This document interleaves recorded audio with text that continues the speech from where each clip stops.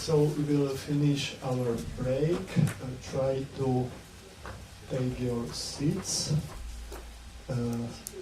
Please, if you can, somebody confirm that you are connected online, that you can hear us, that everything is in order.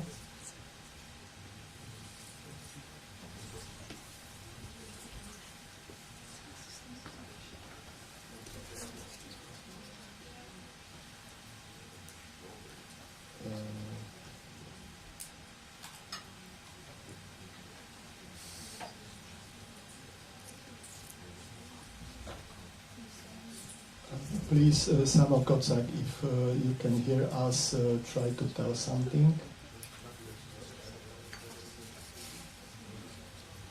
We don't hear you. We cannot hear you, so I have to do something.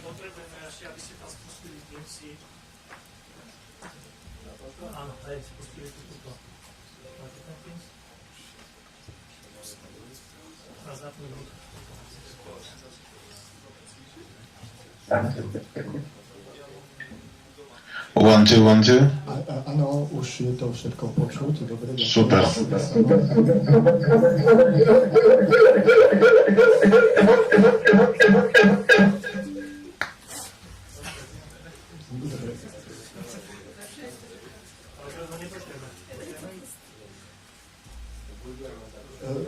Samo raz.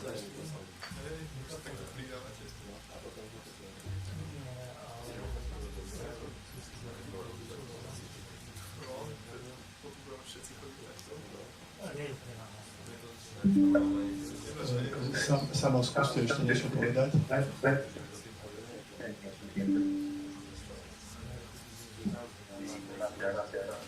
No, ja tu vypnem mikrofón a tu sa dá ten mikrofón.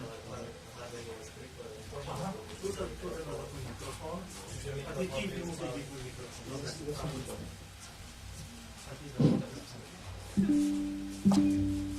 Samo once more, can you tell anything? One, two. Yes, okay, we can hear it.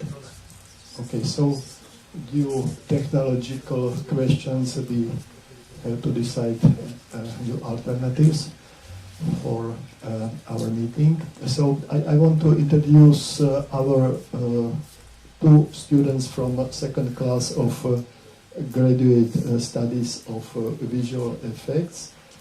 And if I have to characterize them, so Timea Michalčíková is student of first year of visual effects master degree at film faculty.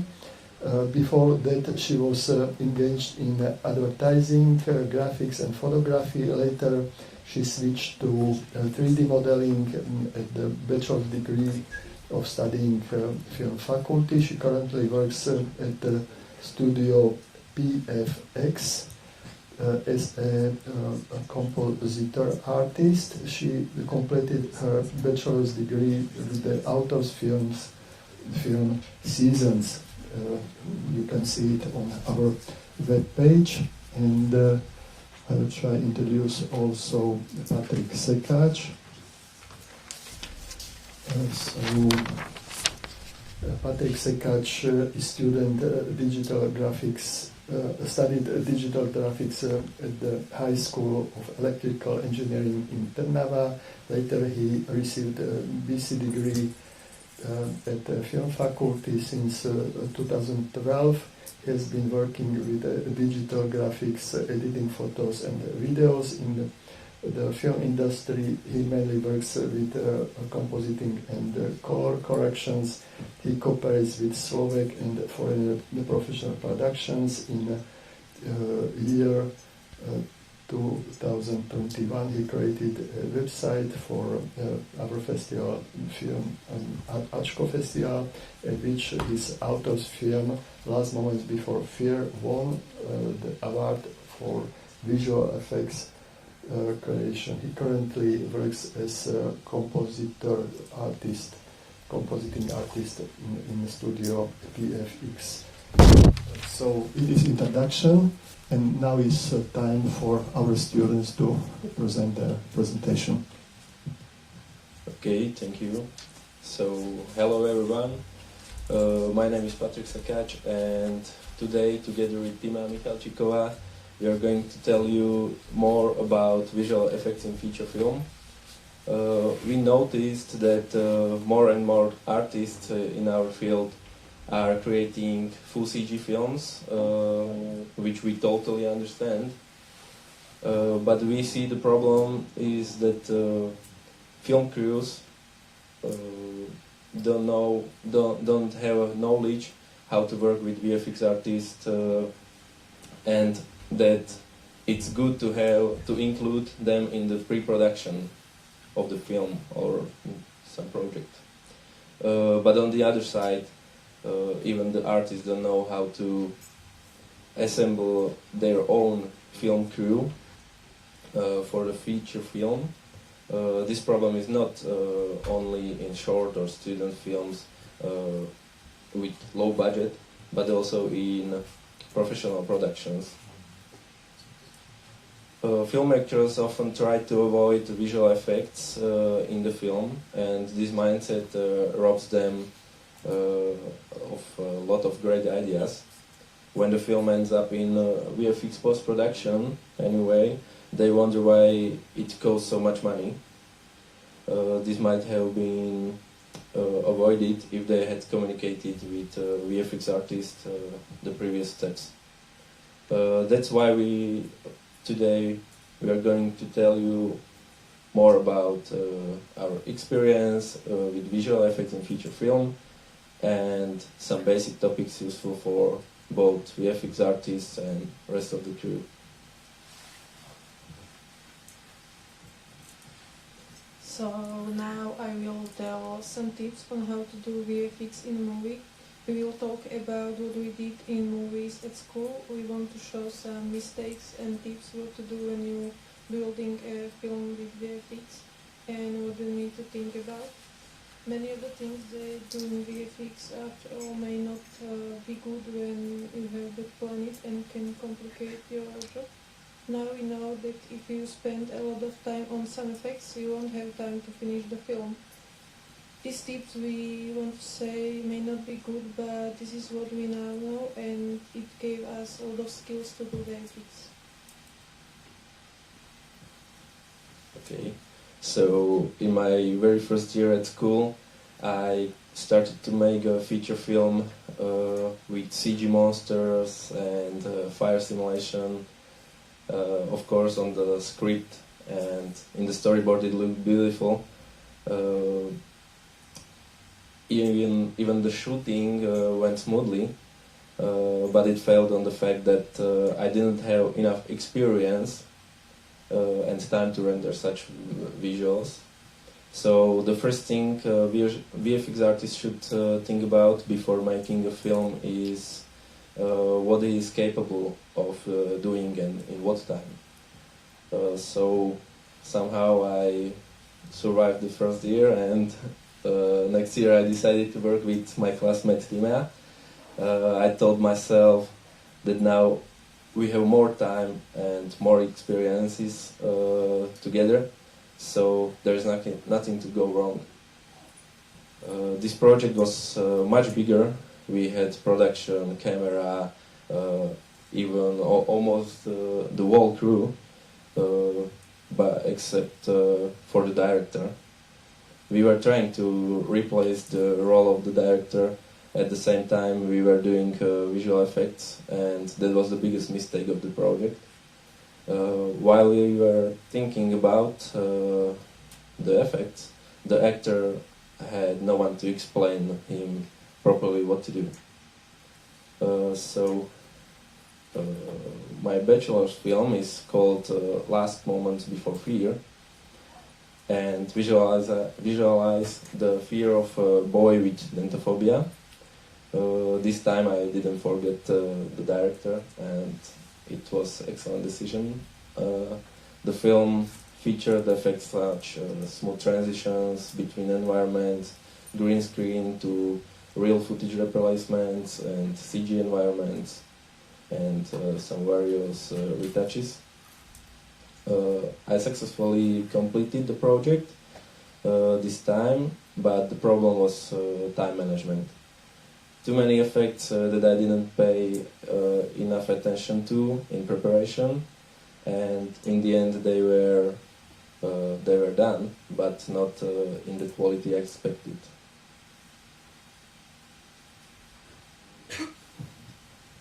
So, devastated in this assignment, the main thing was to test what I can do in VFX. It was complicated because at that time I was just getting to know you.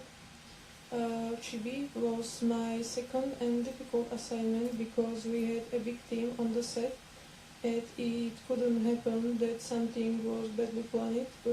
We didn't have something like VFX sheet and all the things complicate VFX in compositing. And season, it was my last school movie. In this film, the shooting was well planned, but I had bad time management for CG assets, and that's why I didn't have enough time to composing it. Okay, now we should watch a video from our first years on this school, at this school. Okay.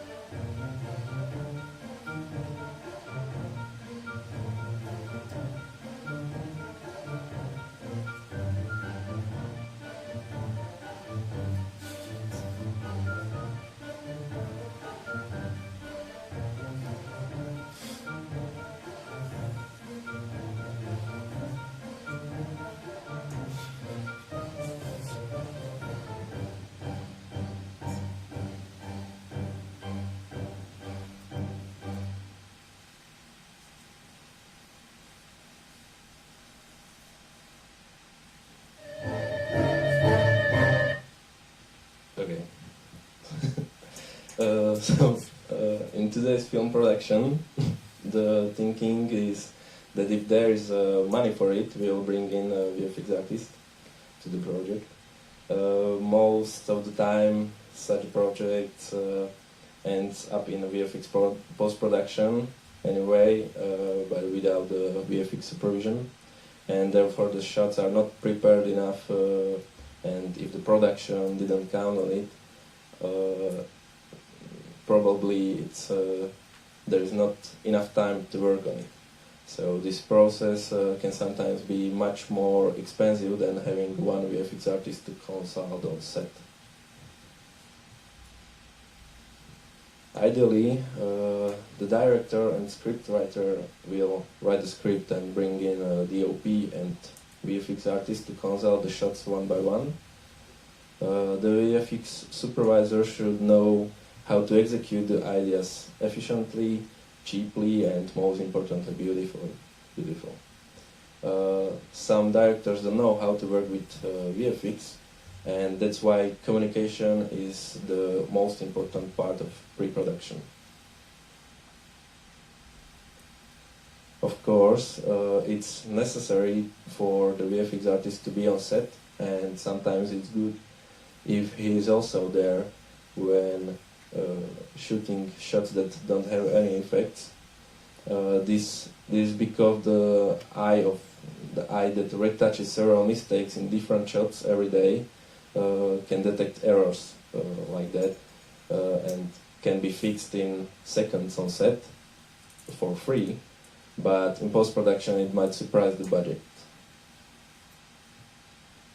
Okay.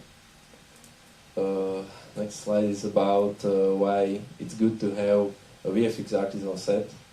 So it's saving your budget.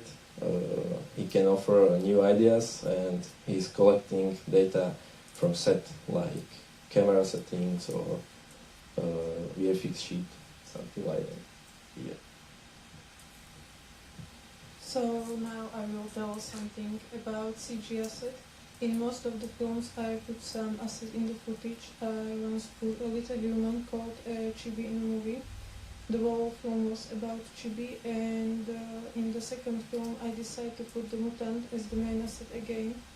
At the time I thought I had enough knowledge to handle it, but if you want it to look good, you have to know what to do on set. So now I will tell some tips about Chibi. And on the set we had a doll made in the same size as the model.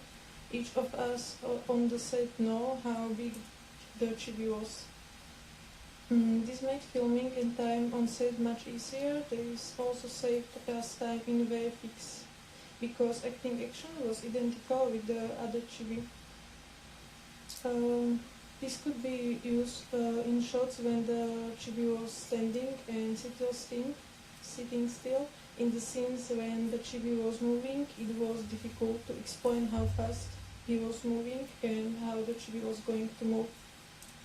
So in this case, it would be good if we had animatic, which we didn't have then.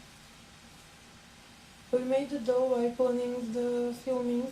I messed up one of the doll because I painted it with color, and in the beginning it looked good, but and so within a few minutes a good sized doll with flexible limbs became an edged mess. So at the last minute we made a new one that was so much simple and didn't have skeleton like the model we had.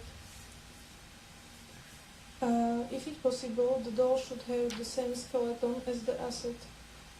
For example, the height of the doll matched, but width of the head didn't fit. This caused some issue on set, especially in the shot when Chibi was lying on the couch and the action was painting on Chibi's face.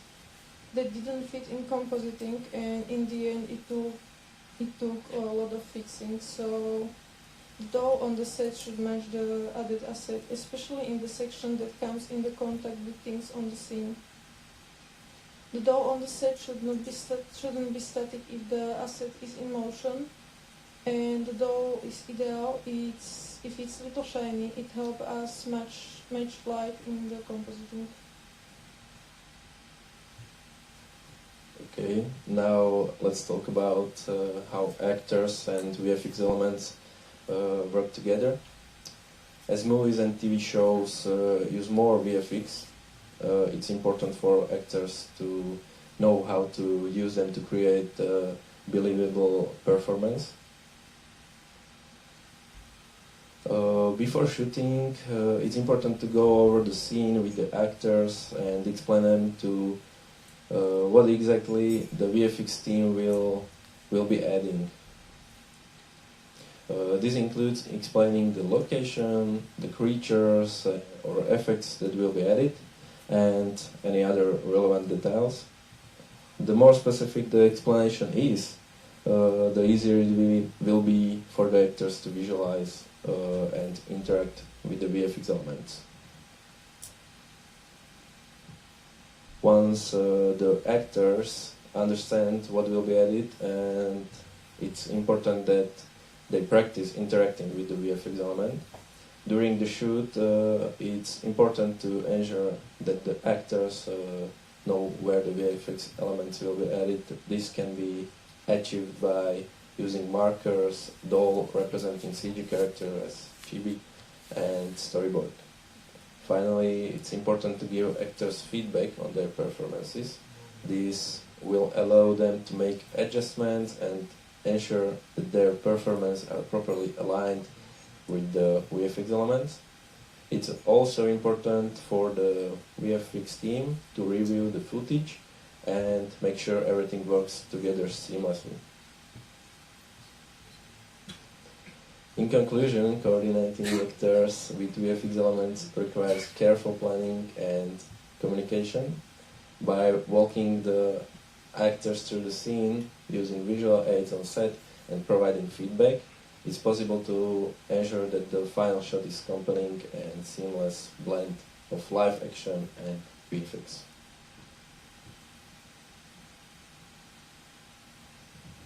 Slapcomp and animatic, all these methods are commonly used in VFX studios. Mainly in school films, it helps me a lot with the imaging of the ideas, shot and VFX. In a scene that is shot on the set and VFX is added in the comp, Slapcomp can help match the footage with the asset. It's maybe a situation that you're finishing the shot and something in the shot doesn't fit, and so it would be done all again.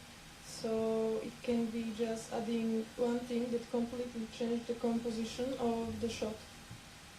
In Slapcomp and animatic is something like that easy. And yes, in school films at the beginning I thought that doing animatic was a useless step. Full CG shot. In a full CG film or just shot, animatic is basically thing what you always need. Since you put shot in the comp, it goes without saying that you must have animatic. Shot like that should be included in the cut at the beginning and updated. With a full CG shot, the advantage is that the asset may be in development yet. If you have some elements in the shot that make sense in raw film, then it needs to be shown in animatic. Okay, now we want to show you some tools that the VFX team typically needs on set. So first is chroma and matte ball, and these balls are good for reference. You can take a picture of these balls and you have a reference of lighting on the scene. Green screen, all of us know how green screen works, so it's for keying out some objects or subjects. And camera, it's really important to have a camera on set. You need to take some pictures of environments or the whole scene. You can scan some objects, textures, and so on. VFX sheet. In VFX sheet you can text all info about each shot. 360 camera, you can use it to shoot HDRI image, for reflections and lighting from scene to 3D scene. iPad and laptop, all of us know how to use laptop and iPad. You can watch some footage and check it if all the things about VFX is good.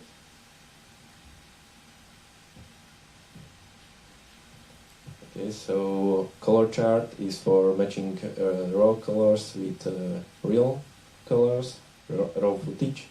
Distortion grid is important for making undistorted footage, so we can use it for compositing or camera tracking. And tape measure is very useful for measuring the dimensions of a scene, the scales of CG characters or objects, CG assets, or the distance between some objects.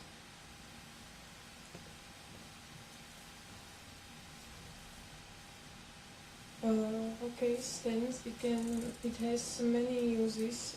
For example, I use it like a doll to filming. Sandbags, it's always a situation when you can use it. And tape, the tape can be used for anything. On the set, you can simply make some points.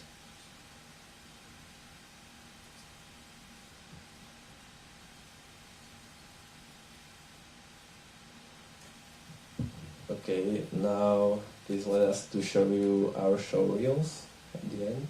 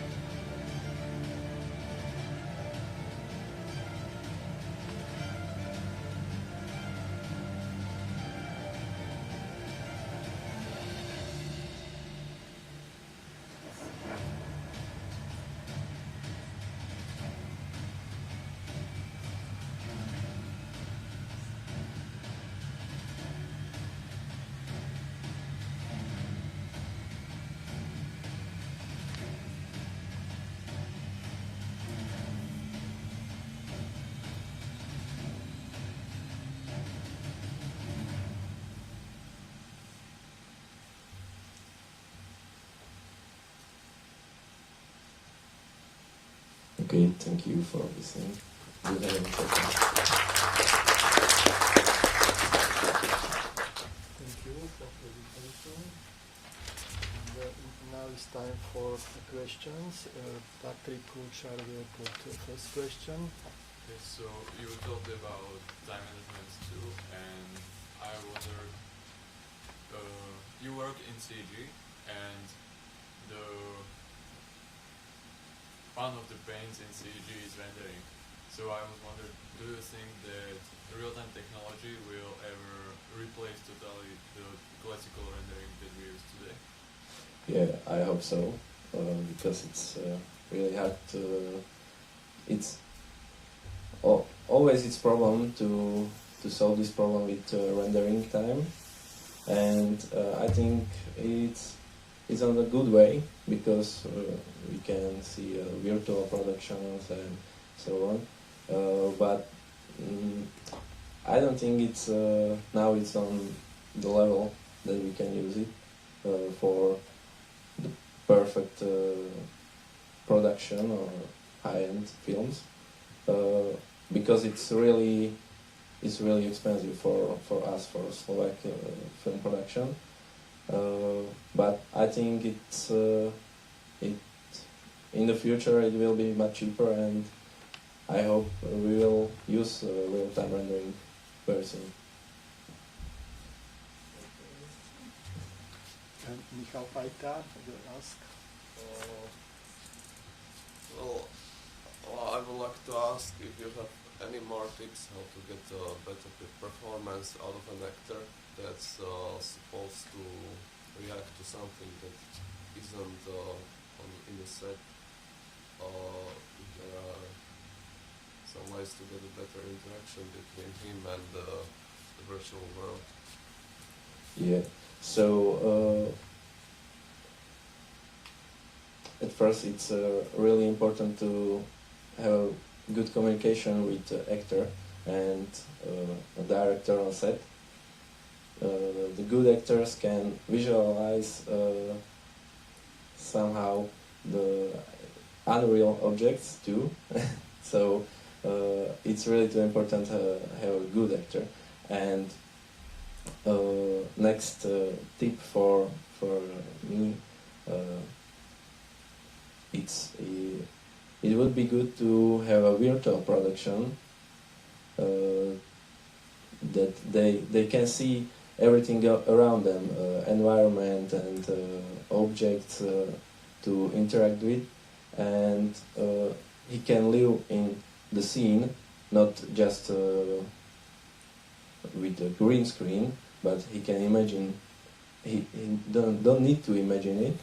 He will stay right in the scene, and he will see everything around him in the scene. So virtual production will be very good to help actor play. Okay, and the third and last question will put Marianne Ferko. Hello, so thank you for a nice presentation. I would like to ask you, according to your experience, how willing is the crew to make changes on the set based on your requests? I never had a problem with this. Every time I'm trying to go with a script, and there is an idea from a scriptwriter or director, so we can't change the whole idea. But when the cameraman had set his lights, and I came there with a big green screen, and I need to light this green screen. Sometimes he had a problem with that, but I think it's very important to have a good relationships on set, and they almost every time they were good with it.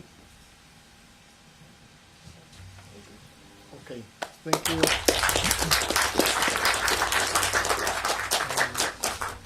Now it's time for next presentation of our students from first phase of graduate studies. So Richard Černaj and Eduard Randl will prepare the presentation, and during this their preparation I will tell something about them.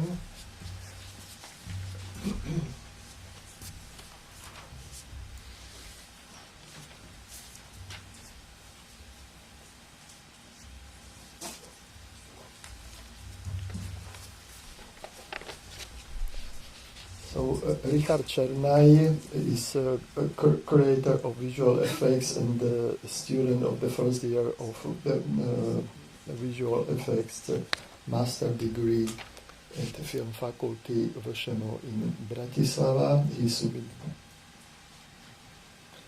submitted the co-authored film Too Much as a bachelor thesis to the VFX department of film faculty. He has been working on digital graphics, photo editing and creating short CGI films for 10 years. He currently works at Studio 727 and he works as a 3D generalist. So maybe it could be a question about his experience in this studio. And Eduard Randl, he's a master student in visual effects at the film faculty. He makes his way into the world of visual effects in 3D graphics. During his studies, he had the opportunity to intern in several studios, for example 727 Studios or Blue Faces. He worked in several positions such as 3D modeler, texturist, 3D scan cleaner, or environmental artist. In addition to 3D graphics, he also he also experiments with deepfake technology. He likes to read, to draw, watch movies, play video games, and board games. About this deepfake, I want to announce that he probably will be professional for series, for prepared series from Slovak TV, so really professional. And he's one of his specialization in deepfake is really unique, and probably for this our professional VFX space in Slovakia very important. So I put just you in evidence that deepfake is really for future very, it would be asked for from our students. So now it is time for presentation, and I'll give you. Thank you. Okay, hello, my name is Richard. Next to me is Edward, and welcome to the motion capture workshop. We have divided this workshop into 4 parts. The first one is about what motion capture is. The second one is about what types of motion capture we know, and thirdly we will talk about some post-processing, how to export the import data and clean it up. And the last thing is Q&A. Okay, so we can start with what motion capture is. We will start with a small video demonstration that we have prepared for you, which will make it clear even to people who are not in VFX what the technology is. This demo is but totally from different movie trailers from different studio that use the technology. Okay. And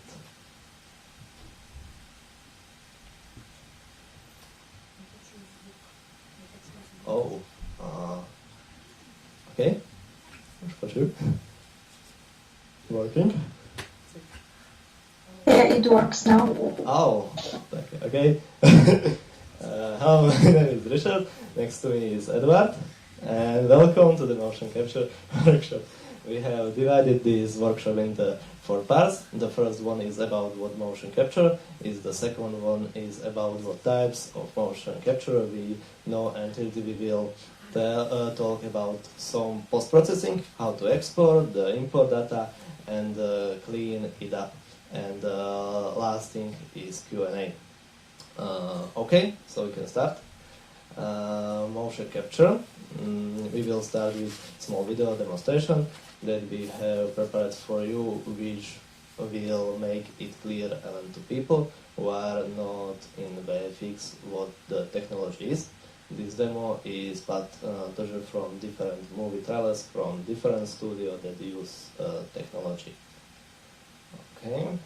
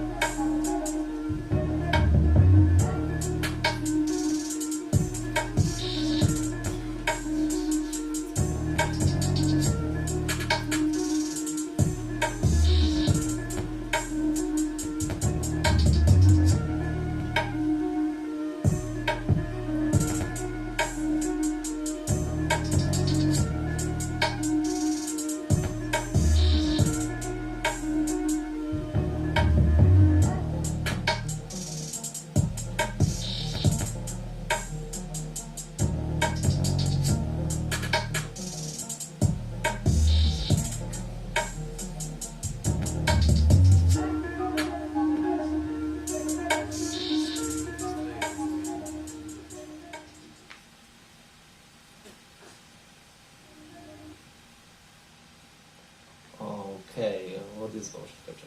As you can see from our shorts video, so it followed the motion capture, commonly referred to as mocap. Its technology is used in computer animated and filmmaking, which involves recording the movements of objects or people or animals and other things.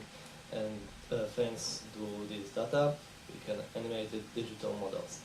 This process of motion capture while placing marker on the body, which are then tracked by camera as they more which capture the data, which is then overwritten to translate it into the movement of the 3D models to creating a realistic animation.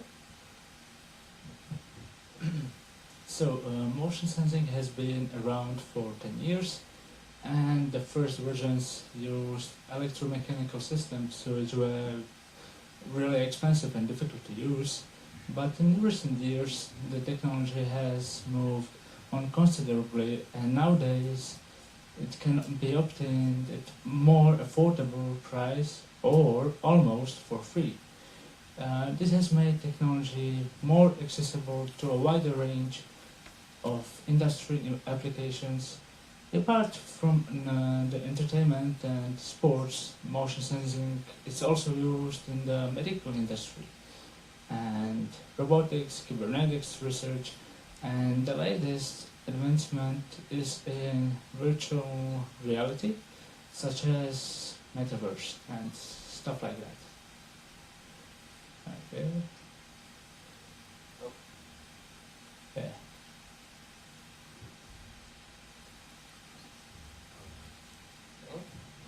Type of mocap. So type of motion capture, this topic can be divided into several groups. So we know suites that can sense motion things, the optics, and in the trial suites, magnetic, electromagnetic suites, and also suites capture motion with 3D sensors. And there is one more group or possibility of motion sensitivity, and this with the help or AI. Okay. Optical motion capture suites. This type of motion sensing suite uses optical sensor, also called tags, placed on the suite to track the wheel's movement.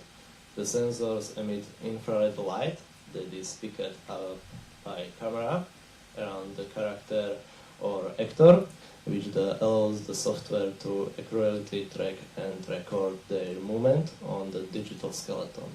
These suits are often used in the production film or video game. There are a few examples from various films and games of how this suit is used in production. Okay. This is Avatar 2.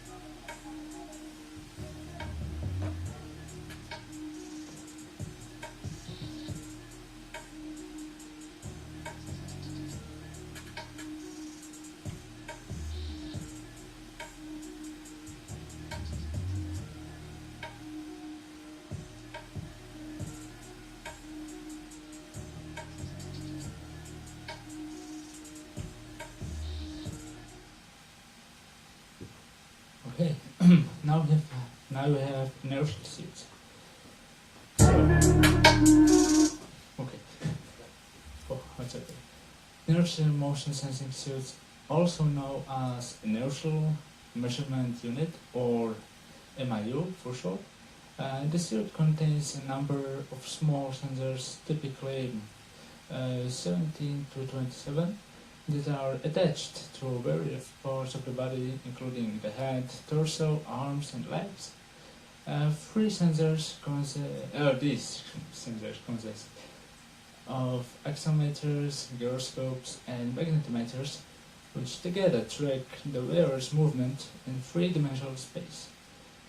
Accelerometers measure linear accelerations, such as a straight line, and while gyroscopes measure angular acceleration such as rotation.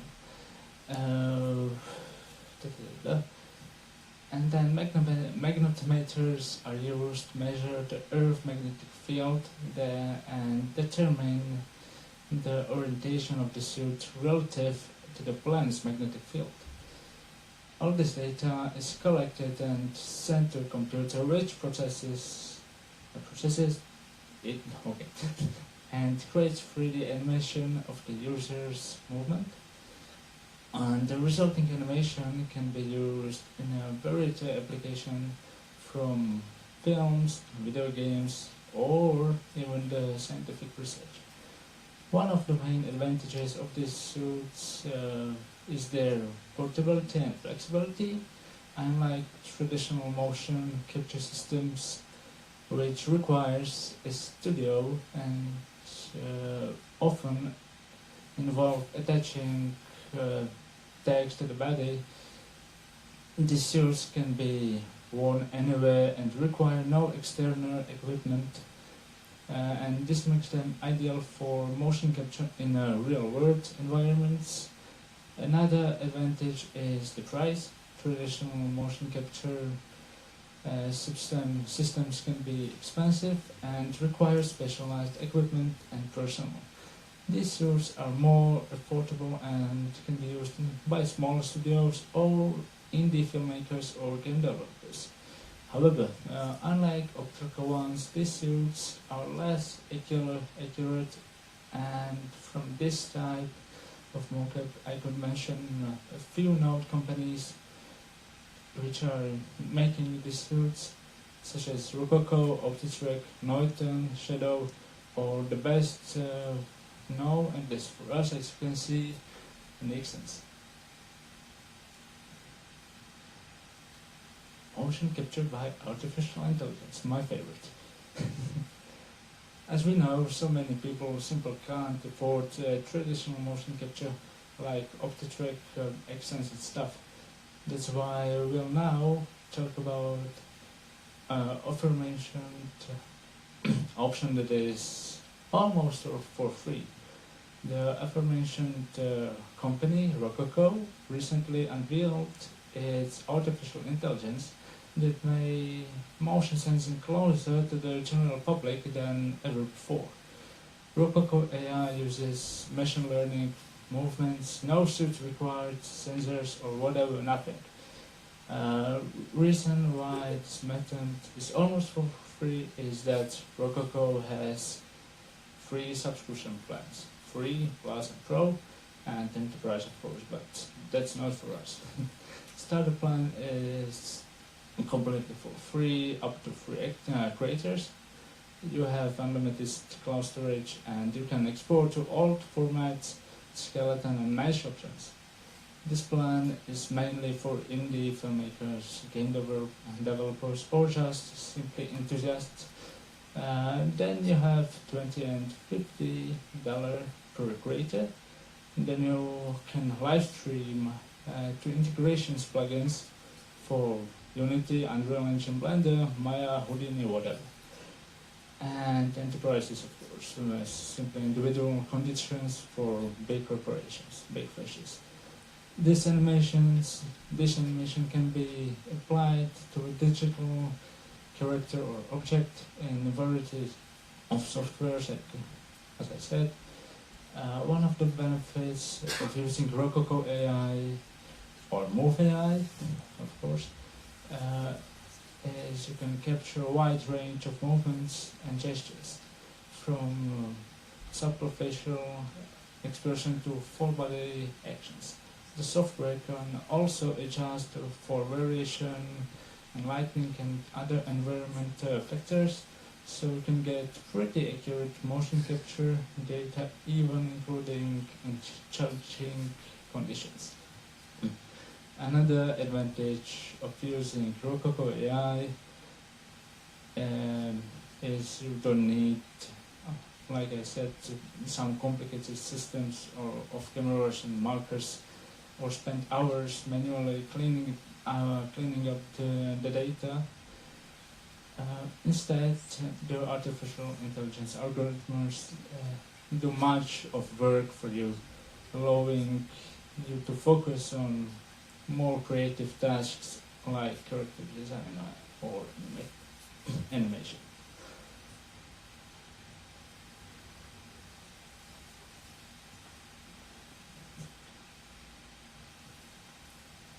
Okay, post-processing, retarget.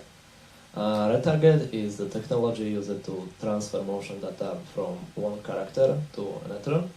It consists two parts. The first part is the source data, and the second part is the target rig.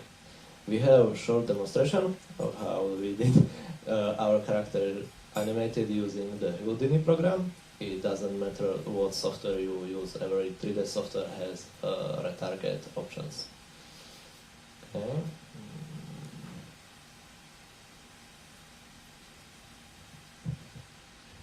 So the first thing we did was import one of these stone golems, which already contains some of the rig that was created using Mixamo. You can actually do it by yourself, of course, on whatever object. If you have some sophisticated object or some kind, an organic character or some kind of humanoid.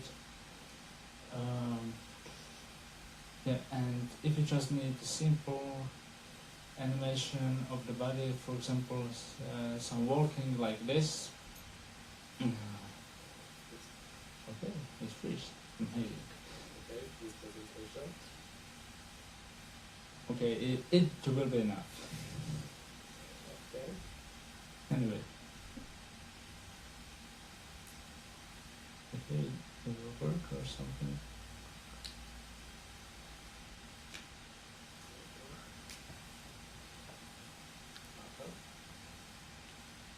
And dramatic pose.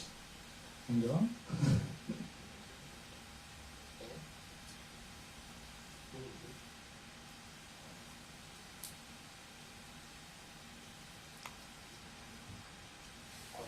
image.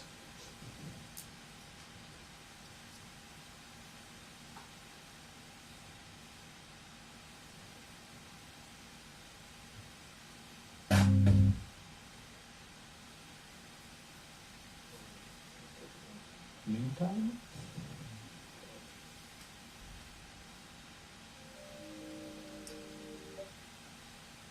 amazing. Okay. Now, where do I? Yeah, of course.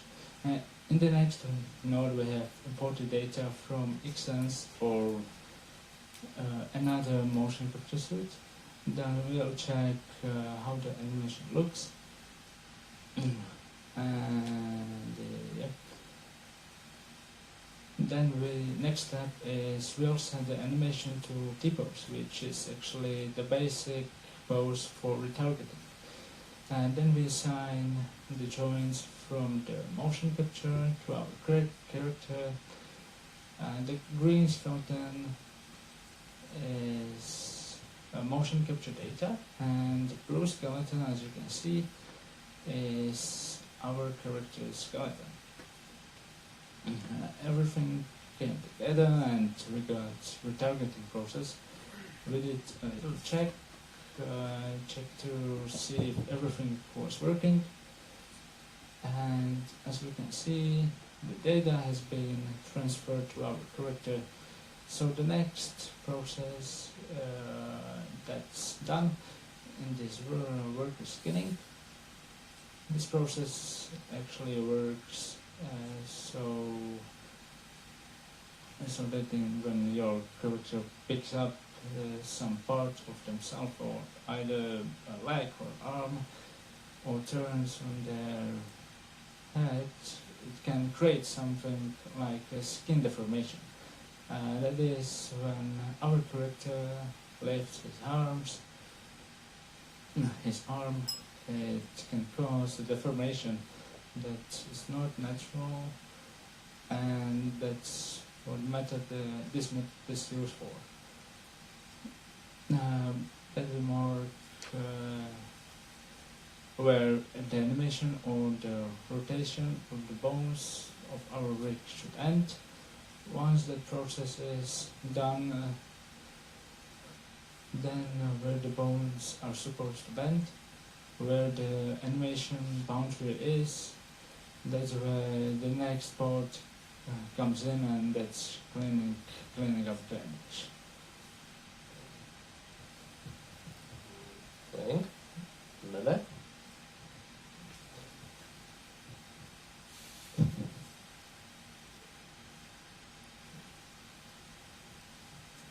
Okay, and now cleaning.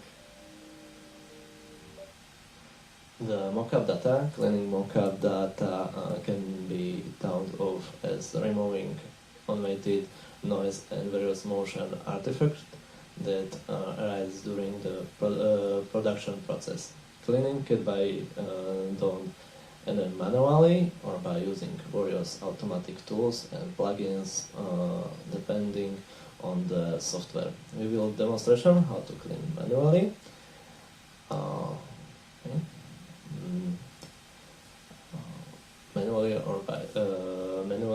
or and also explain how to read from the animated graph to this question: what is noise and what is real motion. So as we can see in our demonstration, we have divided the given part of our animation graph into X, Y, Z sequential, or on which we can see the recording motion. It's a good idea.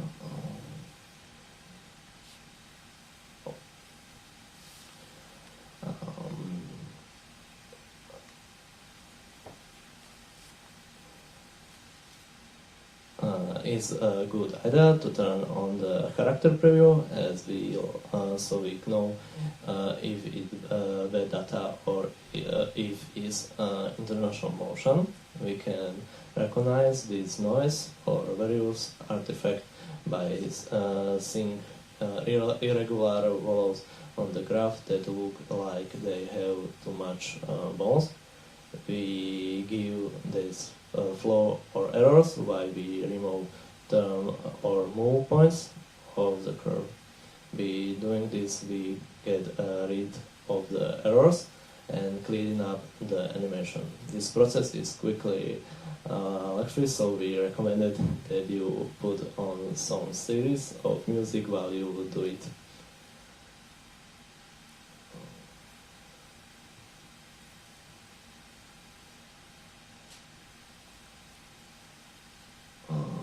Another way to clean motion capture data is through automatic tool. As I mentioned before, these tools are different from software, so we just show some basic tools that we use in Houdini. One such interesting tool that is also used Raven Foot, which allows me to correct error on the foot and manipulate it easily to different sides. Another tool that I use is Smooth Motion.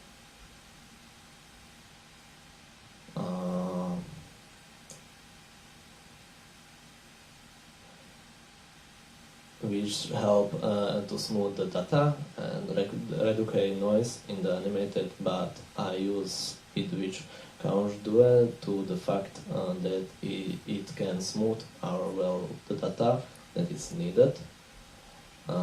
It depends on the situation and the animated.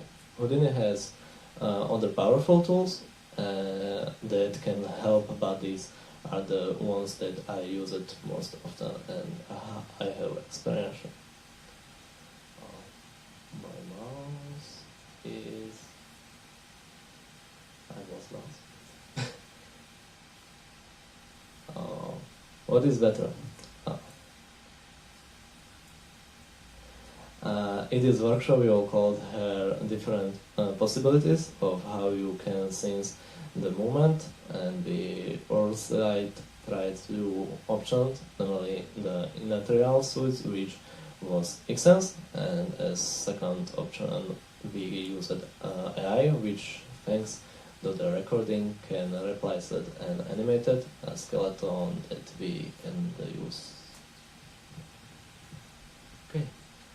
As we can see from this demonstration, both devices made almost identical recordings, but if we look a little bit closer, we can see where the artificial intelligence is still lagging behind, which can be, of course, improved over time as the artificial intelligence is processing. From the Xsense perspective, this device is very accurate and the results are excellent, of course. Unfortunately, it also has its drawbacks, and these are affordability and having to cooperate with another human to calibrate and produce it in the actor. Overall, both companies offer quality sensors for motion tracking and animation, but they differ in the areas in which they are almost most used.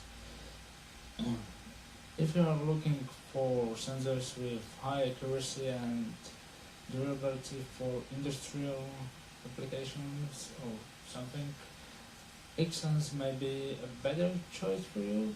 But if you are looking for affordable sensors for games, virtual reality, Rococo AI may be a better choice for you.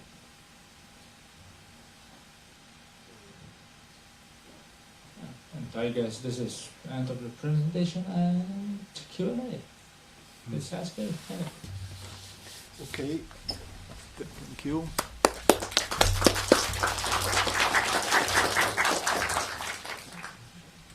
So please, Michal Kozák, question. Thank you. A great presentation, first of all.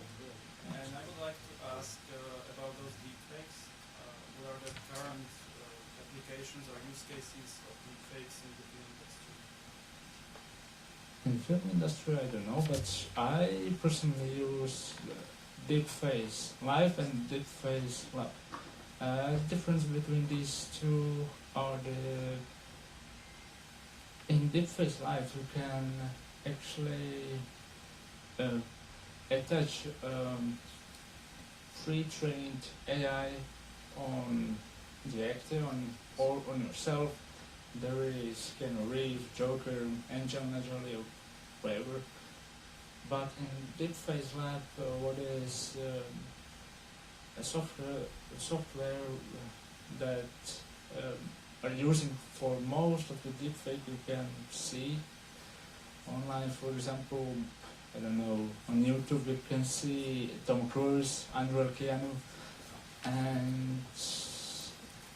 but you have to train your AI, and that really take a lot of time, even when you have really great computer. You really make the power. Okay, Mr. Novotny, Wojciech.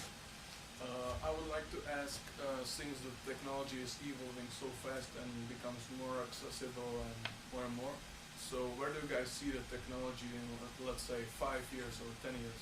What's in the future for us?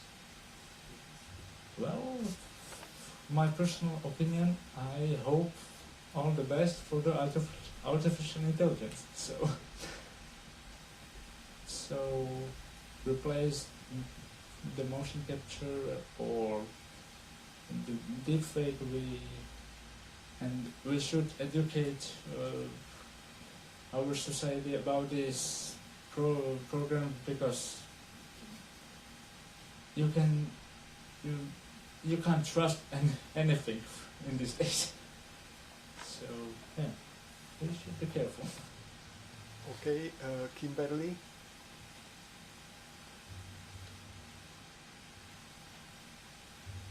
I don't have a great question for now. Great. Okay, so thank you very much